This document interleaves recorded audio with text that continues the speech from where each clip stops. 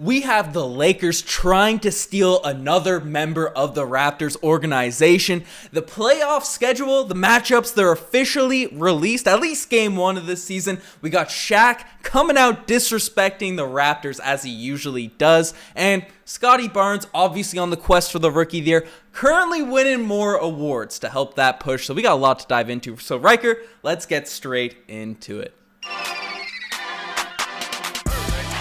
Hello everybody, Ben Rogers here, the Raptors Digest with Ryker Richard, breaking down the latest Toronto Raptors news. And as we said in the intro, the first thing we're breaking down, the Lakers want Raptors coach Nick Nurse. Ryker, I want to date Olivia Rodrigo, but similar probabilities, that's not going to happen. What is even happening with this right now? You can't always get what you want.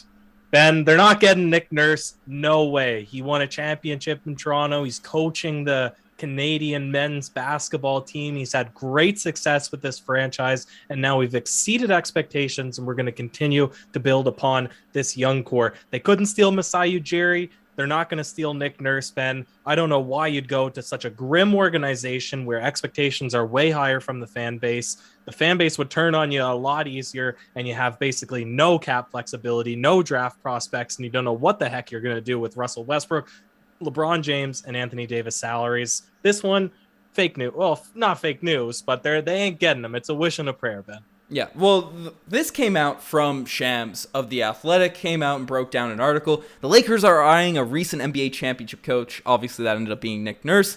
And Frank Vogel was just fired. He was a guy that sort of changed the defensive culture for the LA Lakers that brought them a championship. Obviously, LeBron James, Anthony Davis probably have more to do with it than Frank Vogel, but they had question marks on the defensive end. Vogel filled up some holes, stitched up some holes that they actually had some legitimate troubles with, and they just completely threw him under the bus. It wasn't Rob Pelinka who got fired for LeBron James getting traded for bringing in Russell Westbrook. It wasn't Anthony Davis who's getting flack and all that from the organization for being injured. It was Vogel who was just trash. So not really the ideal organization for Nick Nurse to go into. And as you brought up, not a bright future ahead of the LA Lakers, right? Anthony Davis, we don't know, Anthony Day to Davis. We're not sure if he's ever going to play a full season again. LeBron James is in year 50 for his NBA career. Is there any probability that this Nick Nurse could eventually look, because we even have Nick Nurse under contract. He loves the city. Josh Lumenberg's been going off on Twitter all afternoon, breaking down all this stuff. Is there any world where this happens? No, there's no world, Ben, but I think the interesting thing about this, it's more about the Lakers organization. Where do they go? It's less Raptors news than it is Lakers news. But what has it been? 7, 8 years now since the Spoelstra era? He hasn't had, and he being LeBron, he being capital H-E, he, the man who coaches the team and plays for the team, he hasn't had a coach that takes initiative that actually coaches the players since he left Miami. So it'd be interesting if he has a guy that's not a pushover, that's actually going to come in there and train the rest of the players, run offensive sets, etc. So I'm interested semi to see what they do in the offseason, but they're not my team. The Raptors are my team. They ain't stealing Nick Nurse. On to the next bit of news, Ben. Yeah.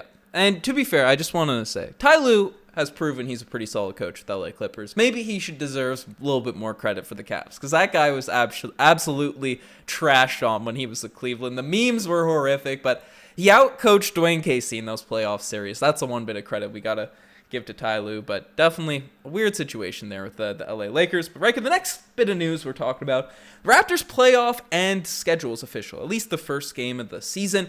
We kind of had it official last night during our live stream, but we're officially facing off against the Philadelphia 76ers Saturday night, Ryker. Saturday night in Philadelphia, we face off there. Ready to go home court. Matisse Thybulle will be playing. There's been lots of stuff shaken out with, the news, little rumblings about this series. Is there any initial topics that have caught your eye in regards to this series that have gotten you a little bit excited? There's one stat in particular, Ben, because I love this matchup. I love that we have a Saturday, not a Sunday as the first game. I love that it starts at 6 p.m. Eastern because we have time to watch and celebrate if there's a victory. Ben, The stat that is, I don't know if you take it as a good thing or a bad thing. I'll let you decide that. James Harden, he hasn't registered a 40-point game this season.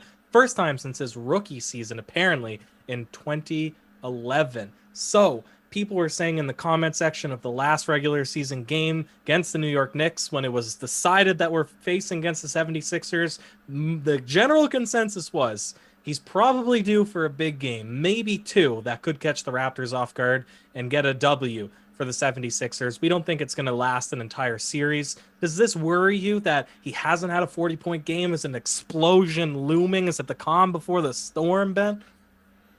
Riker, does James Harden elevate his game in the playoffs, or does he sort of go down, play down, just disintegrate? I don't even know what to describe. Does he elevate, or does he go down? Does he deflate?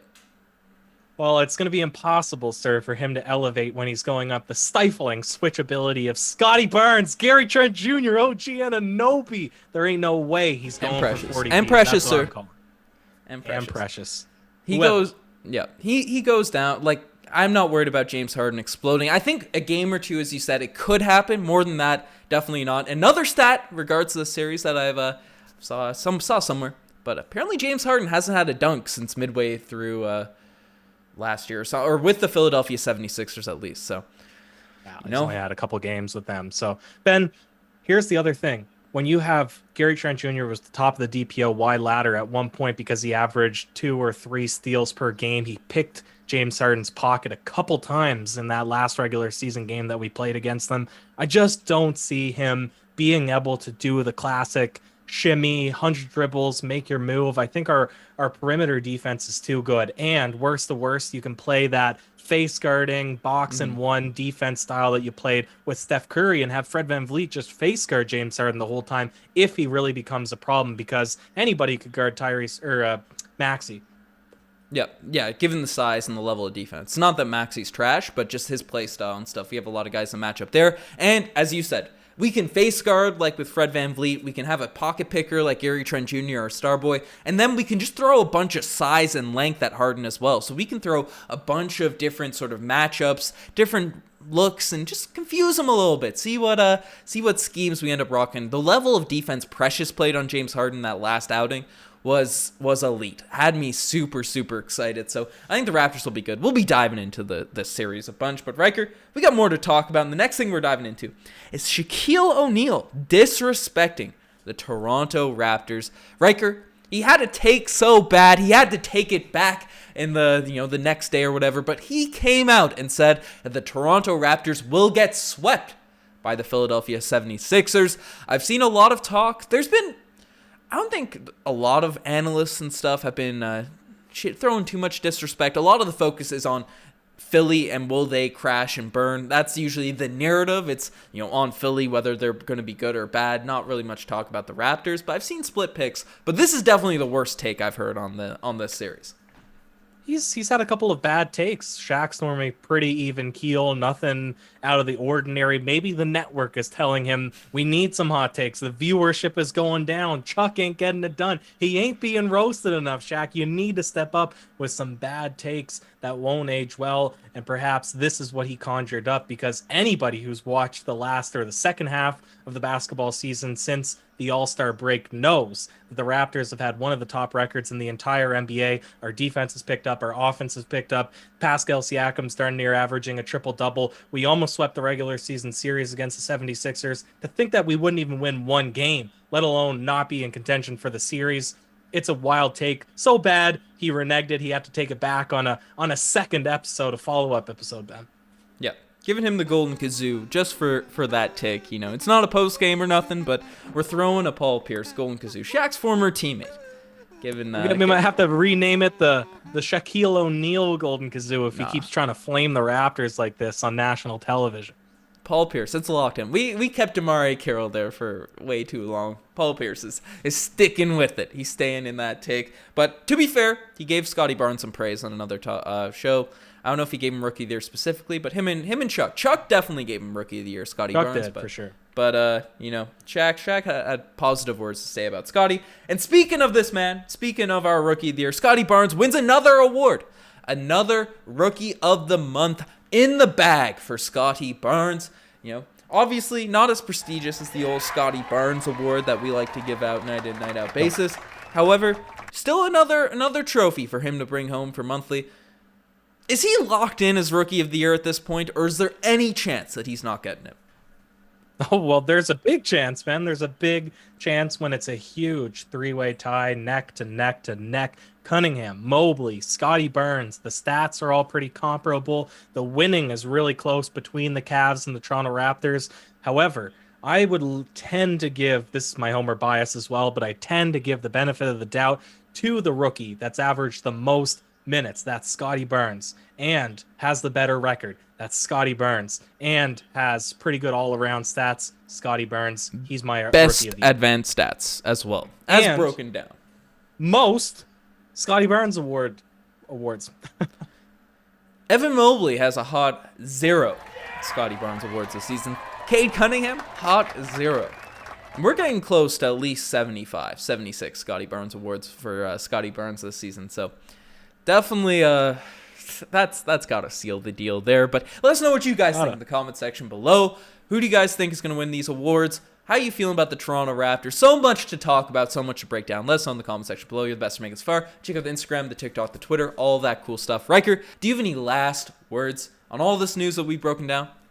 Saturday, Saturday, Saturday, Saturday. That's it, man. Let's get it. Cheers.